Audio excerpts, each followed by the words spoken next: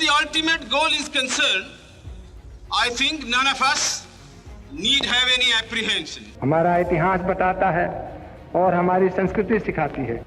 ಪ್ರಧಾನಿ ಮೋದಿ ಅವರ ಈ ವರ್ಷದ ಮೊದಲ ಮನ್ ಕಿ ಬಾತ್ ಪ್ರಸಾರ ಆಗಿದೆ. ಅದರಲ್ಲಿ ಭಾರತದ ಸಂವಿಧಾನ ರಚನಾ ಸಭೆಗೆ ಸಂಬಂಧಪಟ್ಟ ಮಹಾನ್ ನಾಯಕರ ಧ್ವನಿಯನ್ನ ಮೋದಿ ಶ್ರೋತೃಗಳಿಗೆ ಕೇಳಿಸಿದ್ದಾರೆ.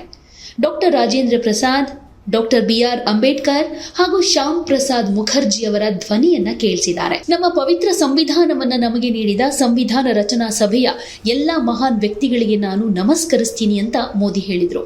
ಹಾಗೆ ಈ ಸಭೆಯಲ್ಲಿ ಅನೇಕ ವಿಚಾರಗಳ ಬಗ್ಗೆ ಚರ್ಚೆಗಳು ಆದವು. ಸಂವಿಧಾನ ಸಭೆಯ ಸದಸ್ಯರ ಚಿಂತನೆಗಳು, ಅವರ ಮಾತುಗಳು ನಮ್ಮ ಶ್ರೇಷ್ಠ ಪರಂಪರೆಯಾಗಿದೆ.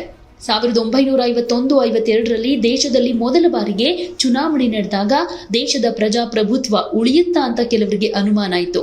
ಇದೆಲ್ಲದರ ನಡುವೆ ನಮ್ಮ ಪ್ರಜಾಪ್ರಭುತ್ವ ಎಲ್ಲ ಆತಂಕಗಳನ್ನ ತಪ್ಪು ಅಂತ ಸಾಬೀತುಪಡಿಸಿದೆ. ಭಾರತ ಪ್ರಜಾಪ್ರಭುತ್ವದ ತಾಯಿ. ದೇಶವಾಸಿಗಳು ತಮ್ಮ ಮತದಾನದ ಹಕ್ಕನ್ನ ಯಾವಾಗಲೂ ಗರಿಷ್ಠ ಸಂಖ್ಯೆಯಲ್ಲಿ ಬಳಸೋದಕ್ಕೆ, ಹಾಗೆ ದೇಶದ ಪ್ರಜಾಪ್ರಭುತ್ವ ಪ್ರಕ್ರಿಯೆಯ ಭಾಗವಾಗಿರುವುದಕ್ಕೆ ಮತ್ತು ಈ ಪ್ರಕ್ರಿಯೆಯನ್ನ ಬಲಪಡಿಸೋದಕ್ಕೆ ನಾನು ಕೇಳ್ಕೊಳ್ತೀನಿ. ಜನವರಿ 25ಕ್ಕೆ ಭಾರತದ ಚುನಾವಣಾ ಆಯೋಗದ ಸ್ಥಾಪನೆಯಾಯಿತು. ಚುನಾವಣಾ ಆಯೋಗ ಮತದಾನ ಪ್ರಕ್ರಿಯೆಯಲ್ಲಿ ಆಧುನಿಕತೆಯನ್ನ ತಂದು ಪ್ರಜಾಪ್ರಭುತ್ವವನ್ನ ಉಳಿಸುವಲ್ಲಿ ಪ್ರಮುಖ ಪಾತ್ರ ವಹಿಸಿದೆ ಅಂತಾನು ಹೇಳಿದ್ರು. ಇನ್ನು ಪ್ರಯಾಗ್ರಾಜ್ನಲ್ಲಿ ನಡೀತಾ ಇರೋ ಮಹಾಕುಂಭ ಮೇಳದ ಬಗ್ಗೆ ಕೂಡ ಮಾತನಾಡಿ, ಇದು ಚಿರಸ್ಮರಣೀಯ ವಿವಿಧತೆಯಲ್ಲಿ ಏಕತೆ ಸೃಷ್ಟಿಸುವ ಉತ್ಸವ. ವಿಶ್ವ ದೇಶದ ವಿವಿಧ ಕಡೆಗಳಿಗೆ ಜನರು ಬರ್ತಾರೆ. ಒಂದೇ ನದಿಯಲ್ಲಿ ಮುಳುಗಿ ಏಳ್ತಾರೆ, ಒಟ್ಟಿಗೆ ಊಟ ಮಾಡ್ತಾರೆ. ಬಡವ ಶ್ರೀಮಂತ ಜಾತಿಯ ಭೇದ ಭಾವ ಇಲ್ಲ. ಆದರೆ ಈ ಸಲ ಬಹಳಷ್ಟು ಯುವಕರು ಇದಕ್ಕೆ ಸಾಕ್ಷಿಯಾಗಿರೋದು ಹೆಮ್ಮೆಯ ಸಂಗತಿ ಅನ್ನೋ ಮಾತನ್ನ ಕೂಡ ಹೇಳಿದ್ರು. साथियों, इस बार का गणतंत्र दिवस बहुत विशेष है. ये भारतीय गणतंत्र की 75वीं वर्षगांठ है. इस वर्ष संविधान लागू होने के 75 साल हो रहे हैं. मैं संविधान सभा के उन सभी महान व्यक्तित्वों को नमन करता हूं जिन्होंने हमें हमारा पवित्र संविधान दिया. संविधान सभा के दौरान अनेक विषयों पर लंबी लंबी चर्चाएं हुई. वो चर्चाएं संविधान सभा के सदस्यों के विचार, उनकी वो वाणी हमारी बहुत बड़ी धरोहर है. आज मन की बात में मेरा प्रयास है कि आपको कुछ महान नेताओं की ओरिजिनल आवाज सुनाऊं. साथियों, जब संविधान सभा ने अपना काम शुरू किया तो बाबा साहब आम्बेडकर ने परस्पर सहयोग को लेकर एक बहुत महत्वपूर्ण बात कही थी. उनका ये संबोधन इंग्लिश में है. मैं उसका एक अंश आपको सुनाता हूं. So far as the ultimate goal is concerned, I think none of us need have any apprehensions. None of us need have any doubt. But my fear, which I must express clearly, is this. Our difficulty, as I said, is not about the ultimate future. Our difficulty is how to make the heterogeneous mess that we have today take a decision in common and march in a cooperative way on that road which is bound to lead us to unity. Our difficulty is not with regard to the ultimate. Our difficulty is with regard to the beginning. साथियों, बाबा साहब इस बात पर जोर दे रहे थे कि संविधान सभा एक साथ एक मत हो और मिलकर सर्वहित के लिए काम करे.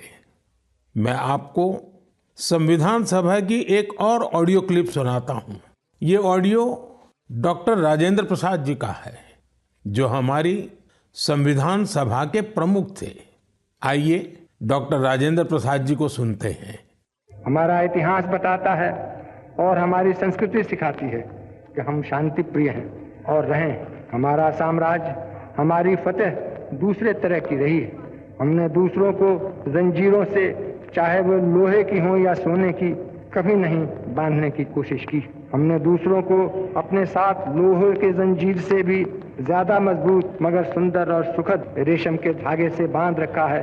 और वो बंधन धर्म का है, संस्कृति का है, ज्ञान का है। हम अब भी उसी रास्ते पर चलते रहेंगे और हमारी एक ही इच्छा और अभिलाषा है। वो अभिलाषा ये है कि हम संसार में सुख और शांति कायम करने में मदद पहुंचा सकें और संसार के हाथों में सत्य और अहिंसा वो अचूक हथियार दे सकें जिसने हमें आज आज़ादी तक पहुंचाया है। हमारी जिंदगी और संस्कृति में कुछ ऐसा है जिसने हमें समय के थपेड़ों के बावजूद जिंदा रहने की शक्ति दी है। अगर हम अपने आदर्शों को सामने रखे रहेंगे तो हम संसार की बड़ी सेवा कर पाएंगे। साथियों, डॉक्टर राजेंद्र प्रसाद जी ने मानवीय मूल्यों के प्रति देश की प्रतिबद्धता की बात कही थी। अब मैं आपको डॉक्टर श्यामा प्रसाद मुखर्जी की आवाज सुनाता हूं। उन्होंने अवसरों की समानता का विषय उठाया।